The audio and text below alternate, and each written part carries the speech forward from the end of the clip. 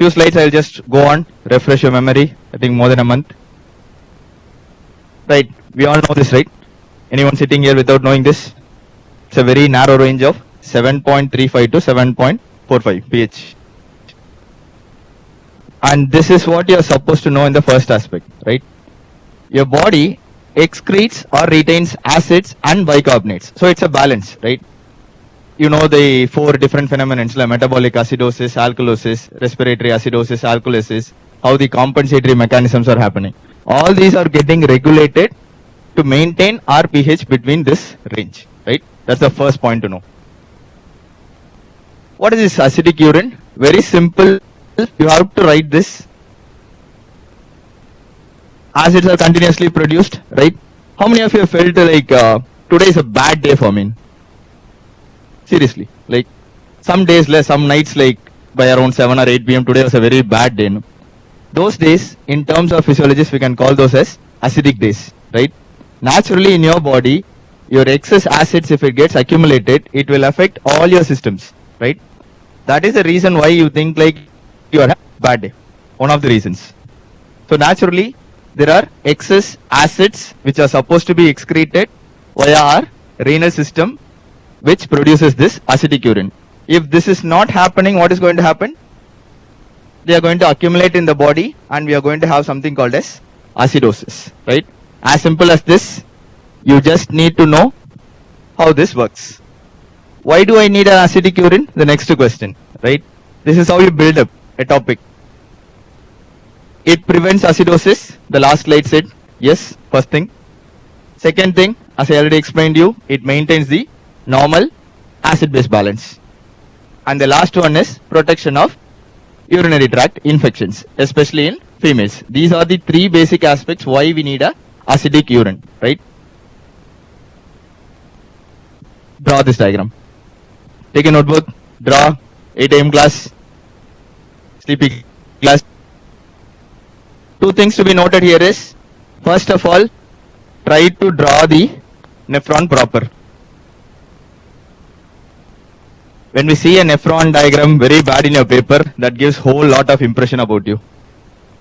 Just make sure that you draw this proper. What are the things to be noted here? You should know the different parts and you should know what the arrow indicates. I hope so. There are only two things here. One is secretion and the other is reabsorption. You know all this. All of you take a piece of paper at least. Draw.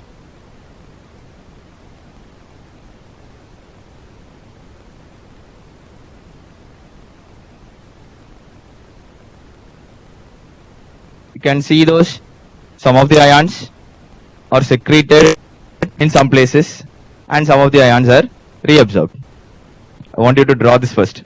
I'll give you 2 minutes.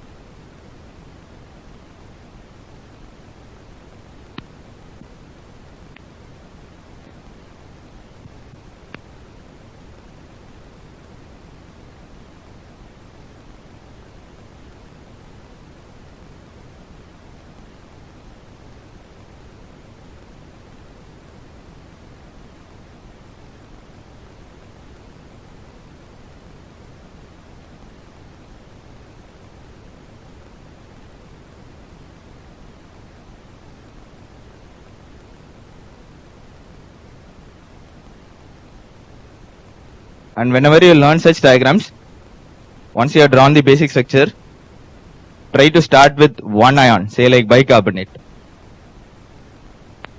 See where the aroma goes, 80%, 15%, you finish it off that first. Then you have the H plus, then the ammonium. All these things are coming up in the slides. So this is the basic thing. Once you know this, at least you have an idea of the topic.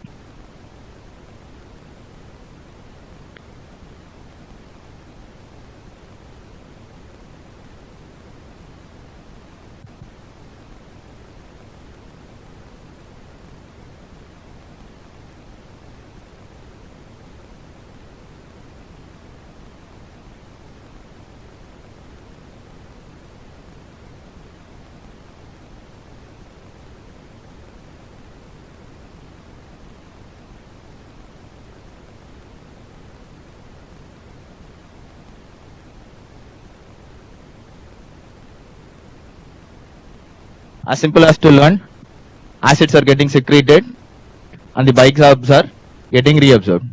First you understand that so that you don't confuse with the arrow marks.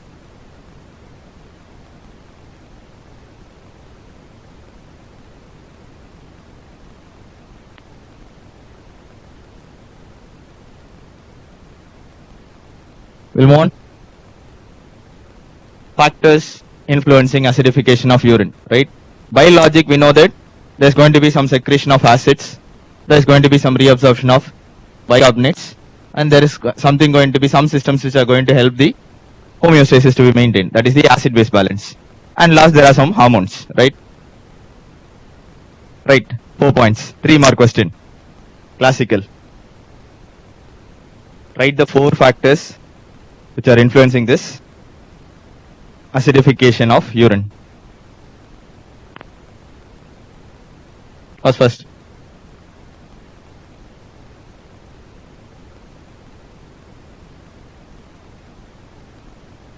Renal acid excretion, bicarbonate reabsorption, acid-base status, and then hormonal factors. You just need to know two lines on each.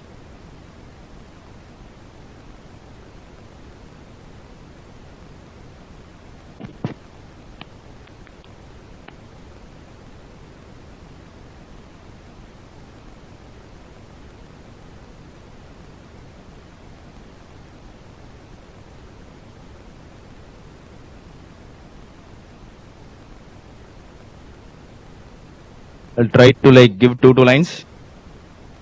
Right, we'll go on with the first one. Renal acid excretion. Kidney contributes to acid-base balance by excreting acid which is proportionate to the production of non-volatile acids in the body. Very simple. Something is produced in your body which in excess is toxic for you, which needs to be excreted. And that is the role of kidney here. Second thing, the opposite is also true. It also prevents bicarbonate loss to achieve this purpose. The bicarbonate reabsorption and excretion is the primary reason that there is a process called as H plus secretion, because of which we termed it as acidification of urine. Self-explanatory things, right? This you just know if you are reading MCQs, right? The H plus secreted into the tubular fluid is actually 4400 milliequivalents per day, but when it is excreted, it is only 100 milliequivalents per day. This is why our urine is acidic. Just know these numbers. And one fact to be remembered is, for every ammonium which is excreted in urine, your one bicarbonate is getting reabsorbed into the blood. This also you know.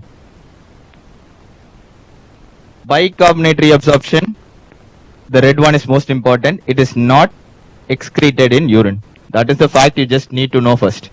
Why so? Because the amount of bicarbonate reabsorbed from the tubular fluid equals to the amount filtered. You can remember it the either way around. You remember this diagram? I don't want you to draw this because I will give time for you. Just see this here. Your bicarbonate is getting reabsorbed. It's a PCT cell, and in the I cell, the mechanisms are slightly different here, right? You can see that there is an anion exchanger here in the I cells. We'll explain this. Don't worry. And there is this buffer called, what is this buffer called? This is called a buffer, right? What is this buffer? Hey, what is this one?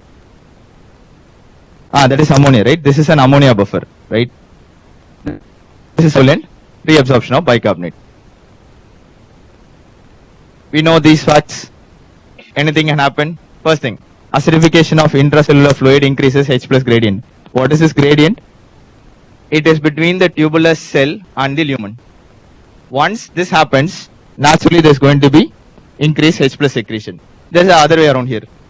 In this case, the mechanism is, it is going to increase the H plus ATPase activity. That you must know, right?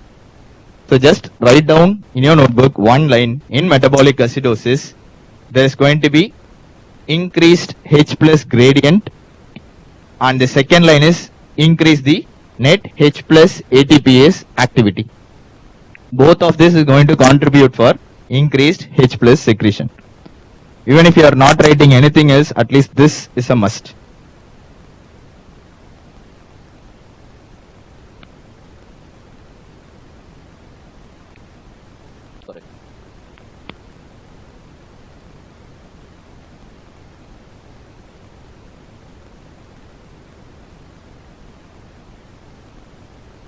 Now what happens with metabolic alkalosis? Now there is going to be decrease in urine acidification rate. How is this going to happen? It is because the sodium, the bicarbonate reabsorption as well as the acid secretion is going to get decreased. Note this number also, again an MCQ. When the plasma bicarbonate levels goes beyond 28 millimoles, the bicarbonate ions start appearing in the urine. The previous fact I told you, normally it is not seen, but it is seen when they'll give you 18, 28, 38, 48, something like that. So remember this number, 28 millimoles per liter. Respiratory acidosis, everything in flow chart makes it very easy. PCO2 increases, H plus formation increases by the action organic anhydrase, and naturally this will increase the reabsorption of bicarbonate and acidification of urine. Done. Draw this chart. Useful.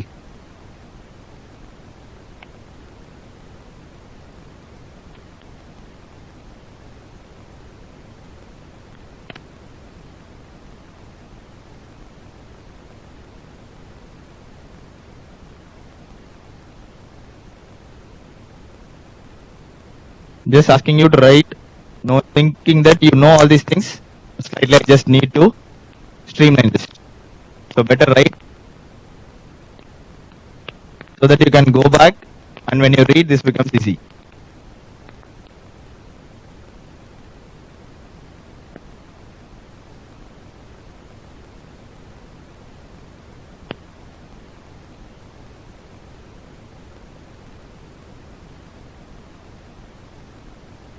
Next you try for respiratory alkalosis.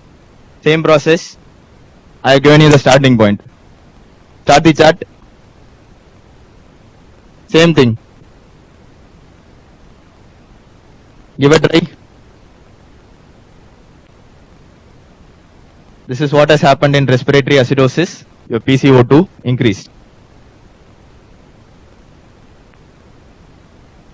Now what is going to happen in alkalosis?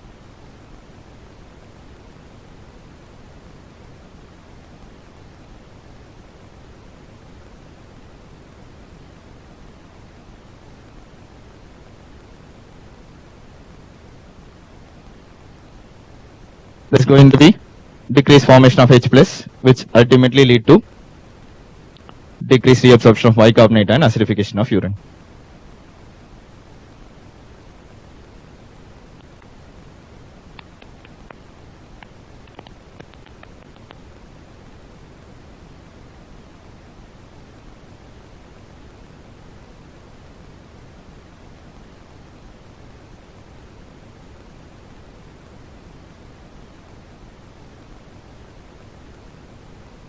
Right. Next fact. Hormonal factors. Only two you just need to remember. In Viva, they will classically ask you this question. Whoever takes Viva on this topic. Tell me two hormones which increase H plus secretion and decreases bicarbonate secretion. Aldosterone and angiotensin 2. The hormones which increase H plus secretion and decreases bicarbonate secretion or like reabsorption. It is aldosterone and angiotensin 2.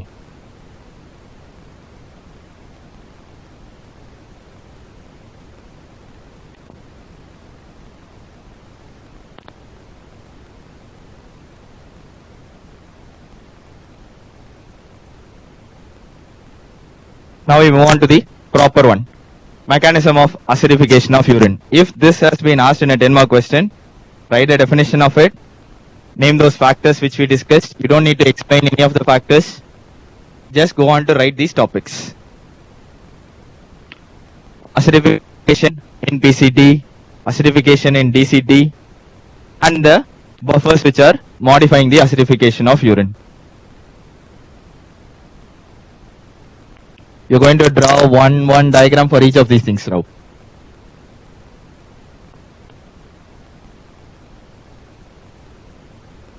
We'll go on to the first one.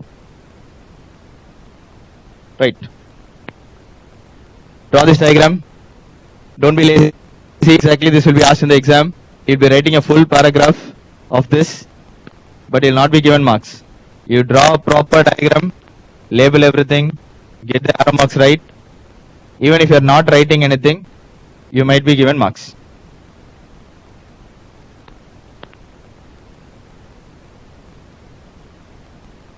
Make sure that you write the luminal side and the interstitial side proper. And this is happening in acidification in PCT. I'll explain. There are like 4 or 5 diagrams you need to draw. So like, try to draw this.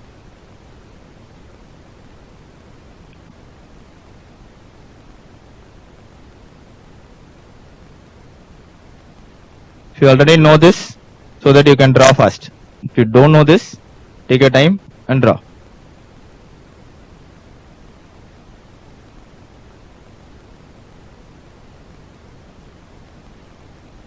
Whenever you read kidney, make sure that you should know the starting point and you should know the ending point. And there should not be any loop in between. That is the idea of explaining anything. Even if they ask you in Vivas.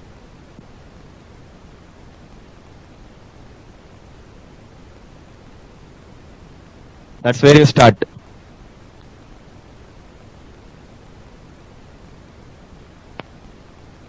Your carbon dioxide and water combines to form carbonic acid. Then it splits by carbonic anhydrase into H plus and bicarb. One line you write, you have finished. Next line comes, you just draw, you don't need to write.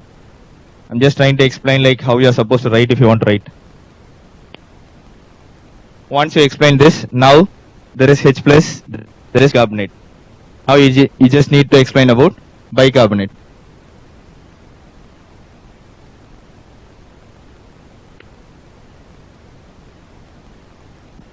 Now our bicarbonate comes to the interstitial fluid. Now H plus, right? Now H plus has to go into the lumen, secretion.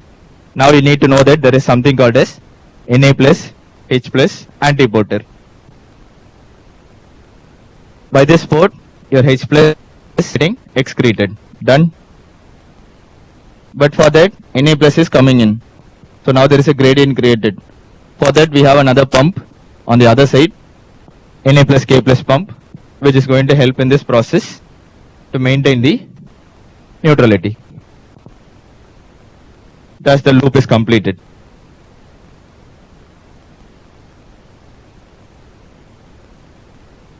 One addition, whenever you learn like this, will be more helpful when you start reading pharmacology. Whenever you read any mechanism in physiology, put a hormone or a drug there and try to see what is the effect on it, right? Parathormone is an inhibitor of Na plus, H plus antiport. Anywhere, somewhere in MCQs, they will ask you this. So naturally, you should know if this Na plus, H plus antiporter is going to get inhibited, what is going to happen to acidification of urine and what is going to happen to a patient who has excess of parathormone in his body. That is the application. Then classically, we know one more thing. Carbonic anhydrase inhibitors. That's going to inhibit this. So naturally the process is going to get stopped. This is what you are supposed to know in acidification in PCT. One additional thing here is, we just want to know the last line. Urine acidification at PCT is dependent on Na plus concentration. Write this line. Just below the diagram, write this line.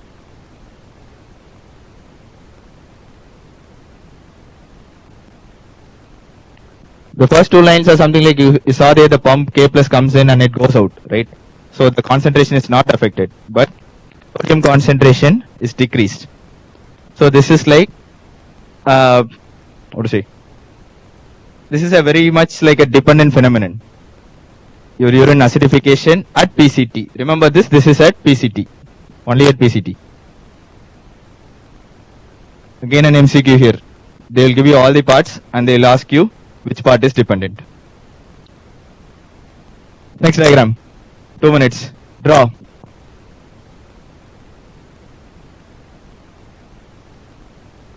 This is an eye cell. See which side is lumen and which side is interstitial fluid. And we are going to have the same starting point.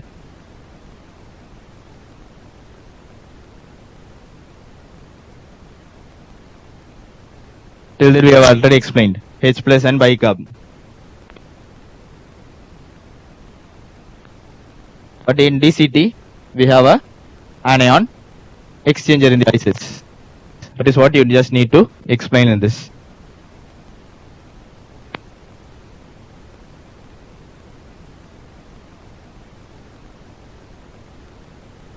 Now on the other side you have the H plus.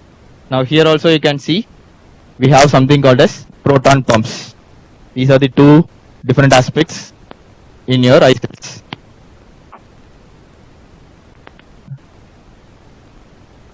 So many times you guys take with which side which pumps are there. So try to remember that also. Hope you know what is a proton pump. So H plus is getting secreted into the lumen, and also there is some help from your H plus K plus antiporter. Those are the 5 things you just need to know. You start, you go with H plus formation and bicarb, and there is an anion exchanger. On the other side you have a proton pump, and then there is some help from the H plus K plus antiporter. This is how your acidification is happening in DCT and collecting duct. Now what do you want to know? You just add one more thing. Aldosterone is going to helpful, or like it's a stimulator of your proton pumps. Now you should know the clinical application, all these things you can relate. Hyperaldosteronism.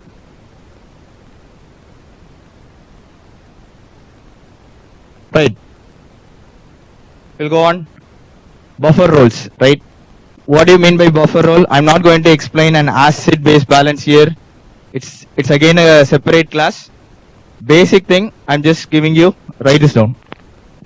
At least you must know this. What are the buffers and where are they acting? I hope you know what is a buffer, how they are helpful in maintaining the homeostasis. We have other buffers also, but in relation to this, these 3 are very important. Your bicarbonate buffer, phosphate buffer, and ammonia buffer, and where they are acting. Even if you know this, write it down.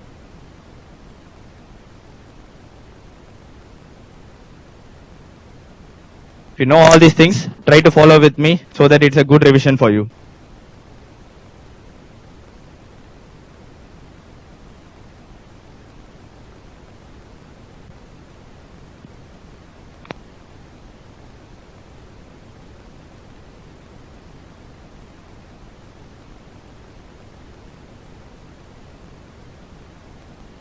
I have just one slide on each of these buffers.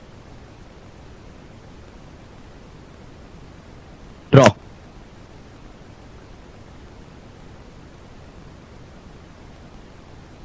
We are going to start there. This is in PCT. Everything is the same. The thing is, we are just explain in terms of bicarbonate buffer. How does it help in acidification of urine? This explanation is in terms of acidification of urine.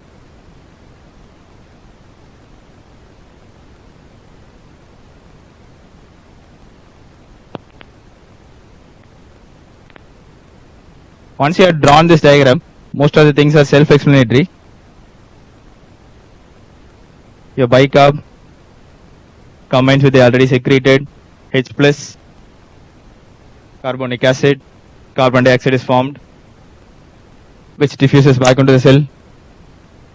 Then again the same process, again it splits up, H plus and bicarb, and bicarb is getting reabsorbed in the interstitial fluid, and the cycle continues. And that's how you explain if someone asks you. That's the simplest explanation of a bicarbonate buffer.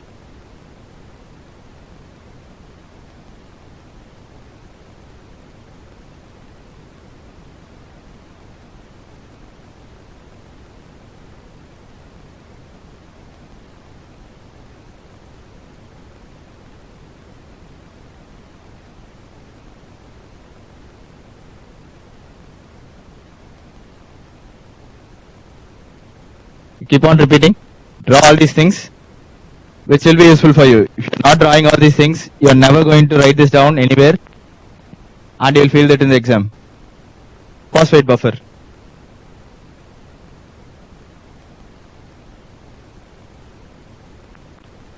We are going to start with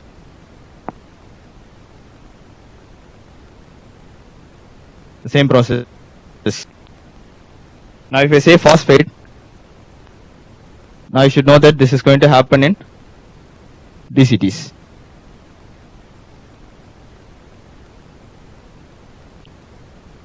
That's where the phosphate gets accumulated. You can see that the first line there, Na plus plus sodium hydrogen phosphate, they actually combine and then they split up. Now we have the Na plus H plus antipode, which again combines with your phosphate. That is the buffering process happening here, and it gets excreted as sodium dihydrogen phosphate.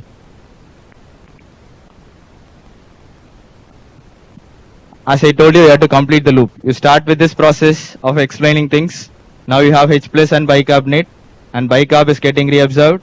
This H plus is creating a gradient for your sodium, and naturally the P is there. Sorry. That's how you explain this.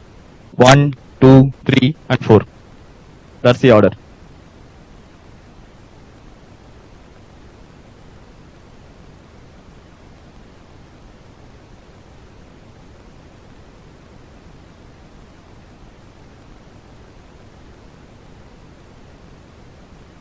In your exams also, if you want to write, you can this. You can put numbers and write what is 1, 2, 3, 4 here. One line on each. You can do that also. It will save a lot of time of yours.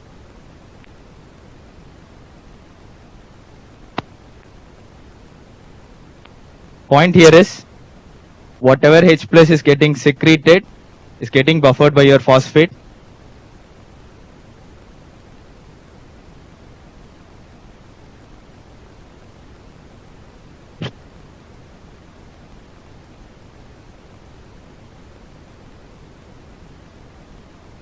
And always remember, this one bicarbonate which is getting reabsorbed. Ammonia buffers. In your book, I think they have given a big mechanism. I think this much is enough. You should know that the source is glutamine, and it produces 2 bicarbs and 2 ammonium ions. That much, if you know, as of now, it is fine.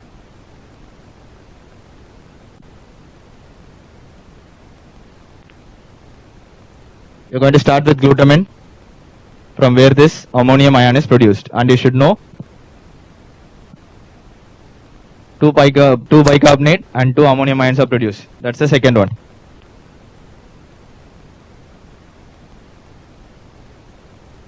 And now you have seen like Na plus H plus antipode, right? Instead of H plus, here ammonium is getting antipodated. And this is in the PCTs. Remember, some facts you should know, like this can happen only in PCT but not in the collecting duct.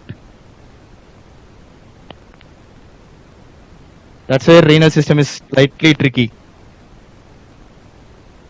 All those facts you should, whenever you are reading, you should write it down and keep it separately, so that your concepts is not going wrong. Now I have my ammonium coming out, sodium is going into the cell, And now like bicarbonate is getting reabsorbed. That is how our body maintains. Your acid is getting secreted and then your bicarbonate is getting reabsorbed. Now see the change when it comes to collecting duct. Almost the same process. We are going to start with this. H plus is formed.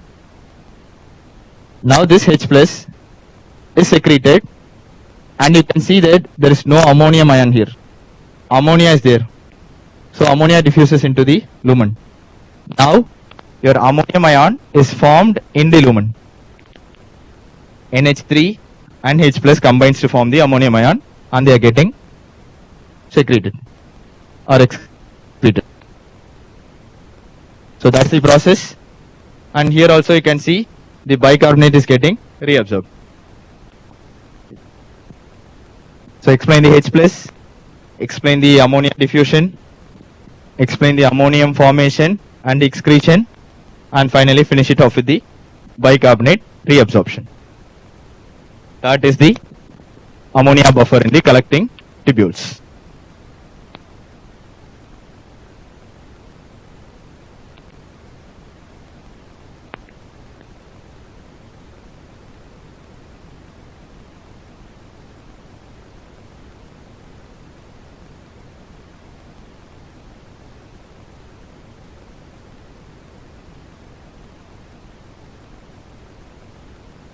I have one last slide. That is again a Viva question which people usually ask, very much related to this topic. Can you remember those things and write? That finishes the proper explanation. Last one. Right.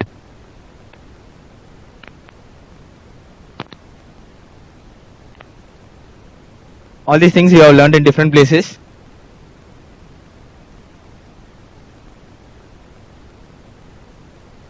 Conditions which increase H plus secretion and bicarbonate reabsorption. If you learn one, is the opposite of the other. Your something like your oxyhemoglobin shift to right and left. Remember any one?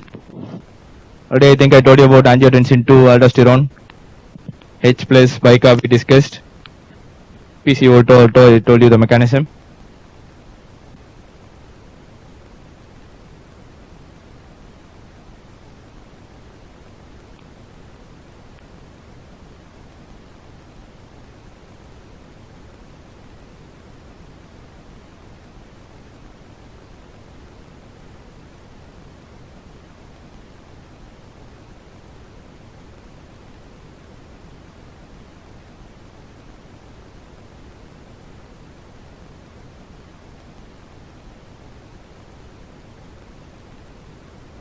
Your decrease in extracellular volume,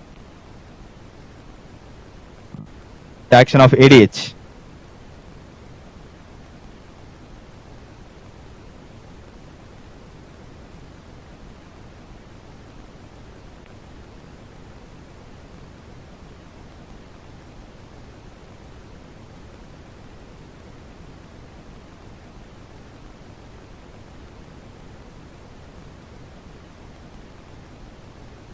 That's the last slide I have.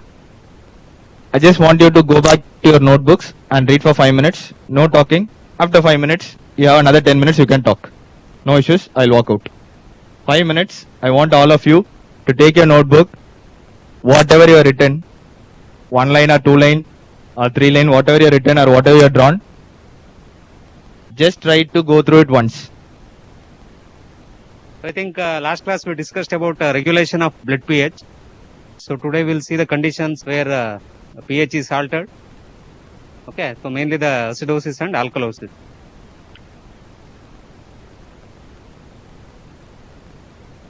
So these are the types of acidosis and alkalosis, I think, which you are very familiar. What do you mean by the mixed? Mixed means metabolic acidosis with respiratory. So usually acidosis, metabolic, very rare. It won't happen. But metabolic acidosis with respiratory alkalosis or respiratory acidosis. So you know about compensation. Okay, so will body try to compensate whenever there is acidosis and alkalosis. At that time, there will be mixed acid-base disorder. Okay. So based on the lab parameters or clinical status, it can also be classified as fully compensated, partially compensated, and uncompensated. So here we'll deal with lab parameters, how we are differentiating fully and uncompensated. Clinical status, probably we don't know. Once you go to medicine or anesthesia, maybe there they will tell how to differentiate whether the patient is fully compensated or this thing. Okay, that part we don't know.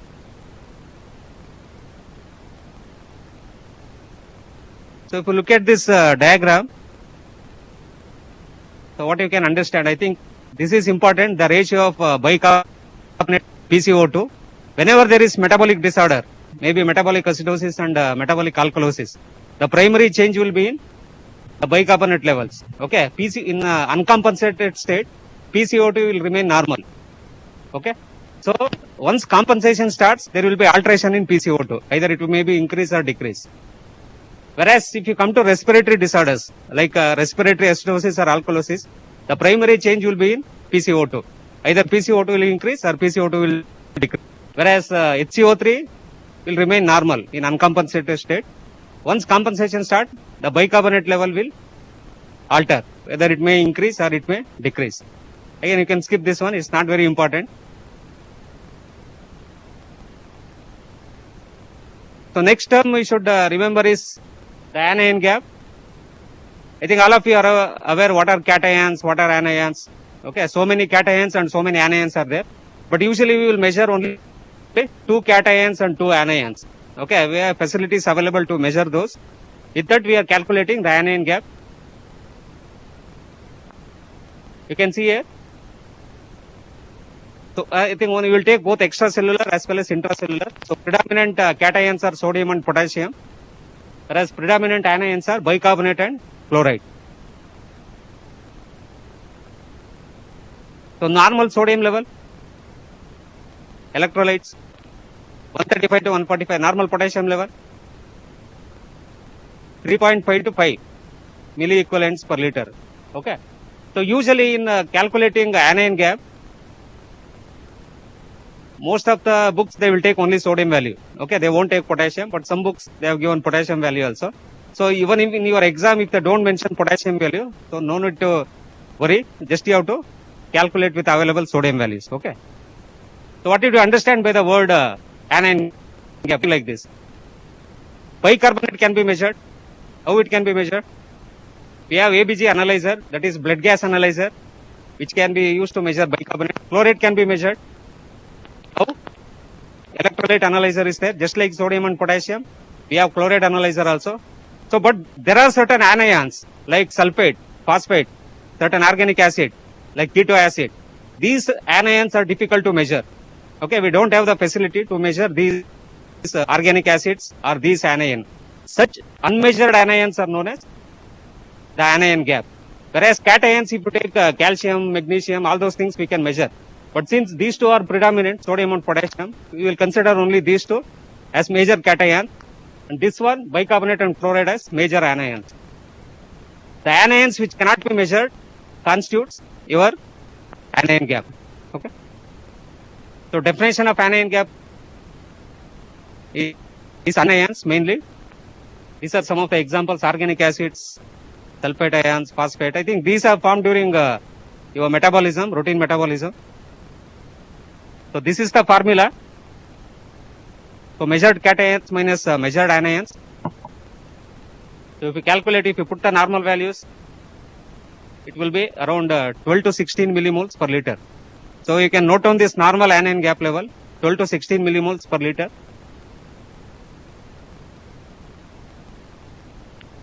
Suppose if potassium value is not given, okay, just you can calculate using only sodium value. Sodium minus the bicarbonate minus chloride.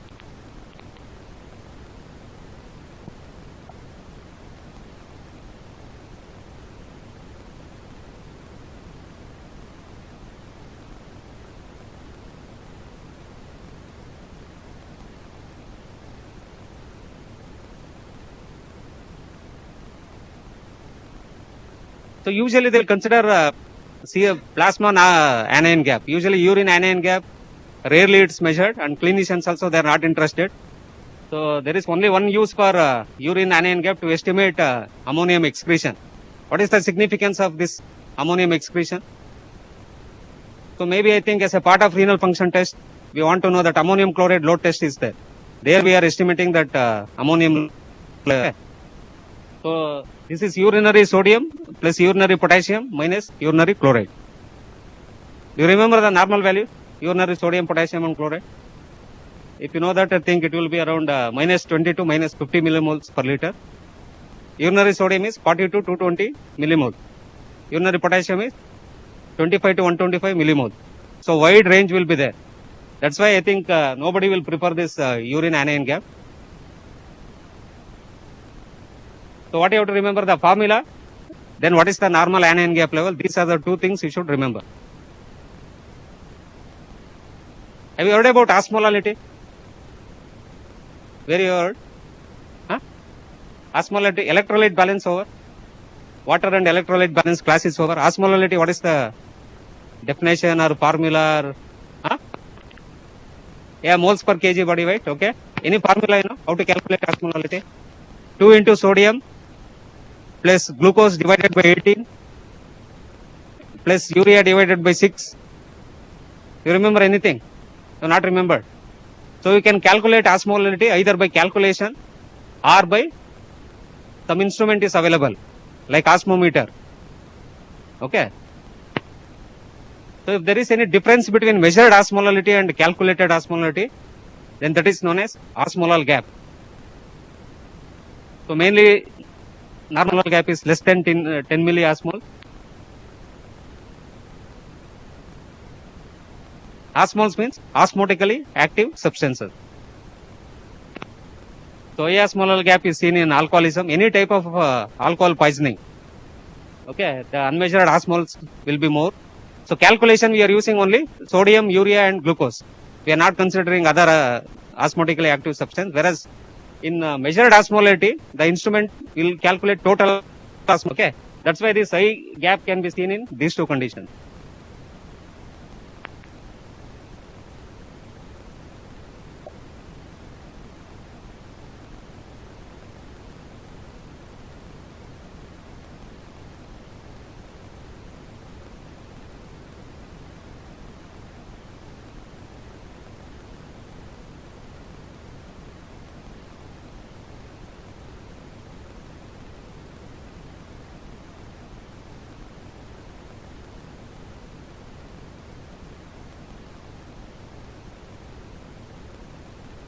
I told you the first class, if anybody wants to sleep, can go to back bench. You can sleep happily. Okay. So first row, I think, don't sleep. Sometime dean will come, director will come, and what he will think? Huh? I think, I don't know, you ask your seniors. Last year, dean was attending our classes. Do you know that? Dr. Kundra was there, no? Earlier, he used to attend, I think my class, some 4-5 class he has attended. He used to sit in the back and he used to ask questions with students. Okay. He used to interact with them. So first we'll start with metabolic acidosis. So primary deficit in bicarbonate, as I told earlier, may be due to increased acid load or loss of bicarbonate. The acid load will be more or bicarbonate will be reduced. So two types are there. One is high anion gap metabolic acidosis and normal anion gap metabolic acidosis.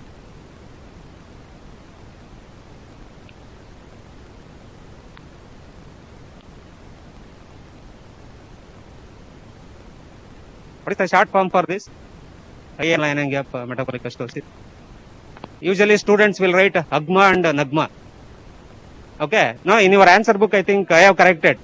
HAGMA. That is high anion gap metabolic acidosis. Normal anion gap metabolic acidosis is NAGMA. Do you know who is NAGMA? Yeah, those who have seen Bhasha, they will remember. Okay. So, but don't write these, what is that, short forms in your exam. Because some examiners will never understand. In your Vasudevan also they have given this. Okay, but better to write the full form so that we can understand and you can explain it in a better way. Clear?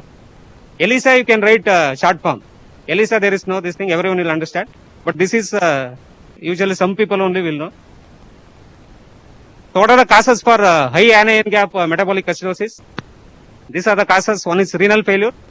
Again, any 3 to 4 causes you should remember. Renal failure, diabetic ketoacidosis, then methanol poisoning, salicylate poisoning. Then we have lactic acidosis. These are some of the causes. Type A is with hypoxia and type B is without hypoxia. So causes for type A is shock and carbon monoxide poisoning. Type B is inborn errors of metabolism and alcoholism. Usually in renal failure, there will be due to these organic acids, sulfate ions, phosphate ions, which I have told. Okay, usually they won't be excreted. So they will be accumulated, leading to high anion gap acidosis. Diabetic ketoacidosis, already you are familiar. Lipid metabolism test over. I think for this test it will be there.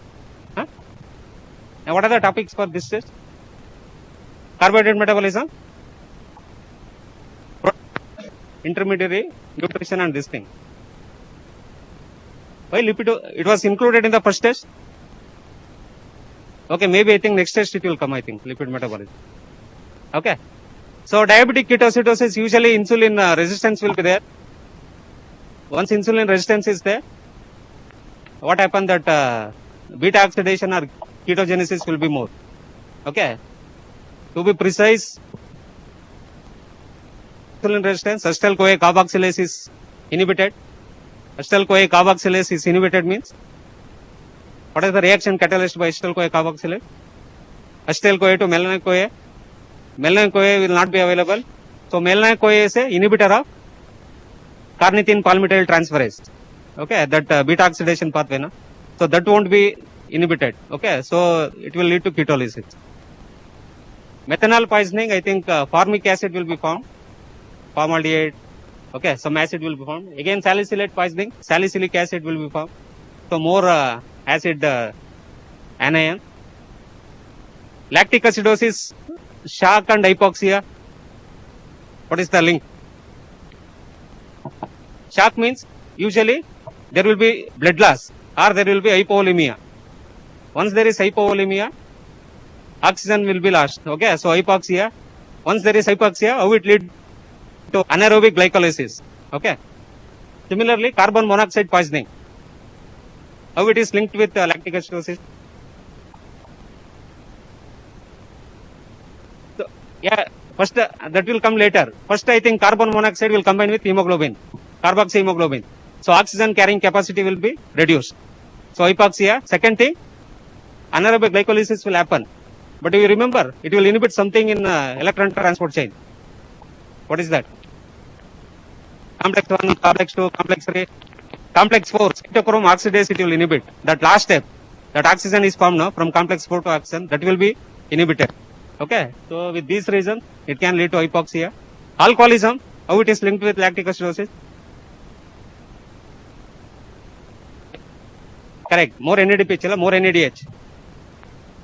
See, alcohol is converted to acetaldehyde by the enzyme alcohol dehydrogenase. The cofactor converted is NAD is converted to NADH.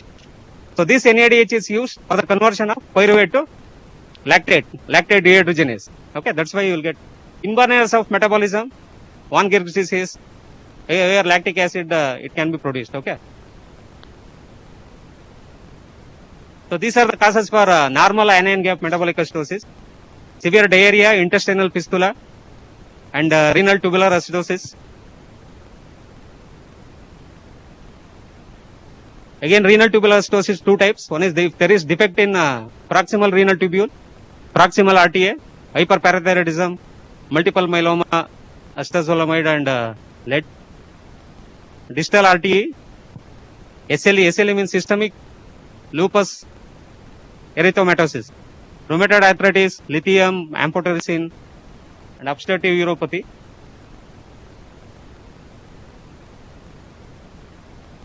Why anion gap is normal in diarrhea? Sodium will be lost, potassium will be lost, bicarbonate will be lost. Okay. Whenever there is loss of bicarbonate, what happens? chloride shift, you remember? So same phenomenon will happen. To maintain that electrical neutrality, chloride will be reabsorbed. Okay, so the anion gap will be normal, but chloride level will be more. So what you call hyperchloremic normal anion gap acidosis. So just you can note on that one. Diarrhea, hyperchloremic normal anion gap acidosis. Intestinal fistula also same mechanism. So proximal RTA means defect in the proximal tubule.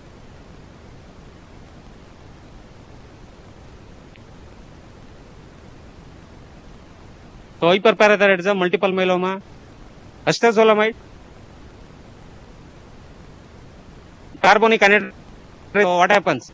Formation of H2CO3 is inhibited. H plus and HCO3 will not be formed. That way normal anion gap. Multiple myeloma, usually the proteins will be more.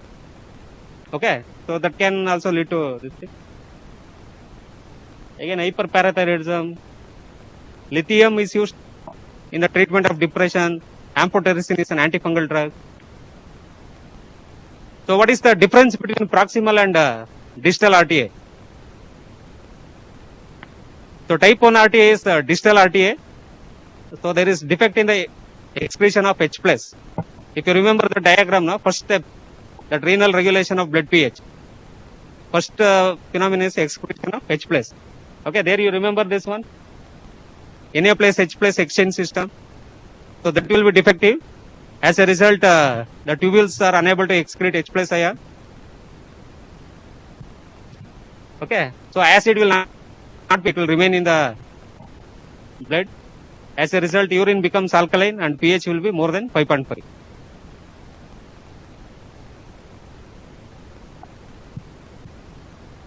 So this is distal renal tubular acidosis where there is defect in the excretion of H plus.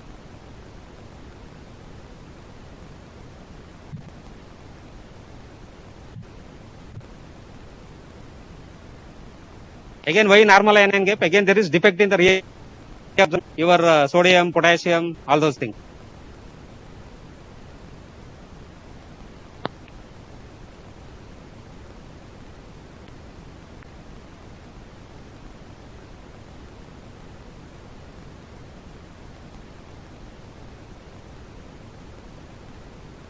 So this is proximal renal tubular acidosis, where there is failure to reabsorb bicarbonate. Okay, which this also we discussed. What are this reduction in bicarbonate levels, accumulation of acid, okay, leading to acidosis. So this acid will be excreted.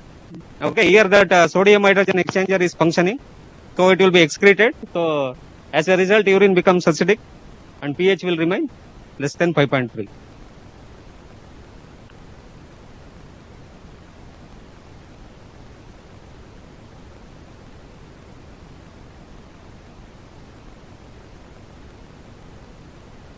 So in proximal, in distal, H plus will not be excreted. As a result, urine will become alkaline. In proximal, bicarbonate will not be reabsorbed. Okay, but acid can be excreted. So that's why urine will become acidic.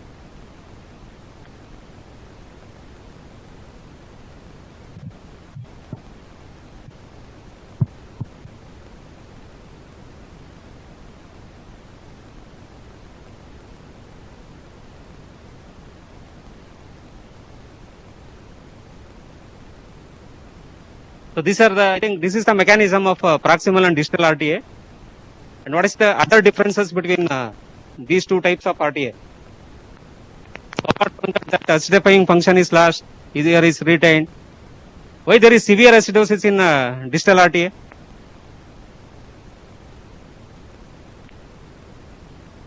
Is impaired secretion of H plus, so as a result acid load will be more. Whereas here in proximal RTA, acidosis is only mild. Again, why? Acid will be excreted. There will be acidosis, but some of the acid will be excreted. As a result, acidosis is mild in type 2 or proximal RTA, whereas it's severe in distal RTA. Okay. Anything related to acidosis and calcium metabolism? Anything remembered?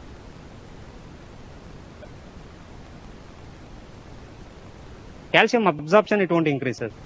Actually, acidosis H plus and calcium, there will be competition for binding with proteins. Okay. So what happens if there are more H plus, it will bind to protein.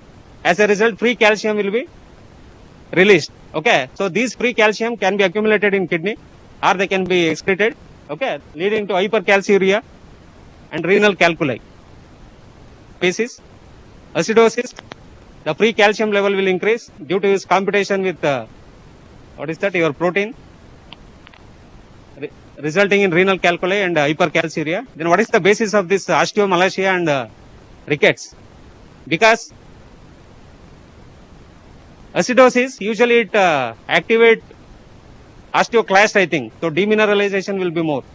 So more calcium will be lost, leading to osteomalacia and rickets. So this one, I think, amino aciduria, phosphaturia, there is defect in the tube, reabsorption will be defective, everything will be excreted. Okay, that is the message.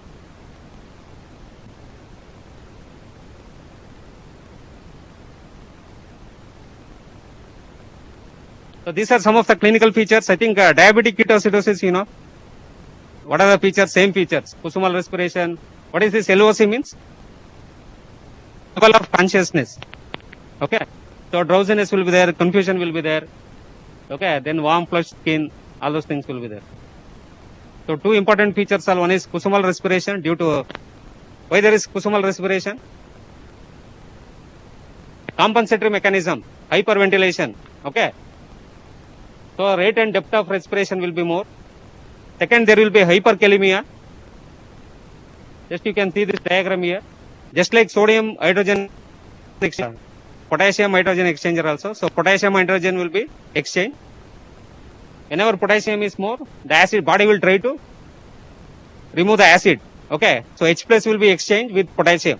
So potassium will accumulate in the body, leading to hyperkalemia. Clear?